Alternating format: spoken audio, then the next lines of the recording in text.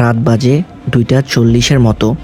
তখন আমি বিয়ে থেকে আসতেছিলাম আমার বন্ধুকে নামায় দেওয়ার জন্য চট্টগ্রাম কর্ণফুলী শিকলবাহাতে ঢুকলাম। ঢোকার পরপর আমি ওকে নামাই দিয়ে বের হচ্ছিলাম। বেরোনোর পরপর আমাকে পুলিশ ধরলো। ধরার পরপর অনেক জিজ্ঞাসাবাদ করলো আমাকে এবং কি আমাকে চেক করলো। তারপর ওইখান থেকে আসার পরপর আমি রাস্তায় উঠলাম। উঠার পরে দেখতেছি যে একটা সাদা কালার মাইক্রো দাঁড়িয়ে আছে।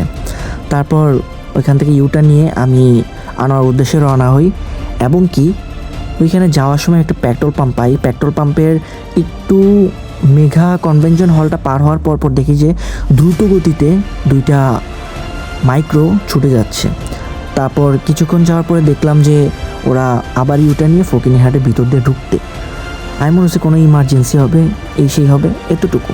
তারপর আমি বাসায় আসলাম। আসার পরে ফেসবুকে ঢুকে দেখতেছি যে আমি ভাবছিলাম চিত্রটা পুরোটাই নর্মাল, বাট ওরা কী জন্য চেকপোস্ট বসাইছে সেটা আমি জানতাম না।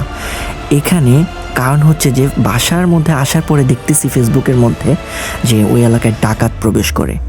আচ্ছা, এখানে একটা মাইক্রো ছবিও দেওয়া হলো, সব কিছুই দেওয়া হলো। যদি ওদের কাছে এতটাই ইনফরমেশন থেকে থাকে তাহলে ওরা বাইক ধরতেছে কেন, এই ধরতেছে কেন, সেই ধরতেছে কেন? তারা এলাকার মধ্যে বসে না থেকে গাড়ি নিয়ে টহল মারা উচিত, যাতে কোনো বিপদ আপদ হলে মানুষের সাথে সাথে সেখানের মধ্যে অ্যাকশন নিতে পারে। এবং কি তারা এক জায়গায় বসে যদি ডিউটি করে তাহলে কোনো দিনও তাদেরকে ধরা পসিবল হবে না। তারা এলাকার মধ্যে যদি সাইলেন্ট বাজায় ঘুরে মানুষ সতর্ক হয়ে যায় সাথে সাথে। এই জিনিসটা করা আসলে অনেকটা জরুরি আমি মনে করি।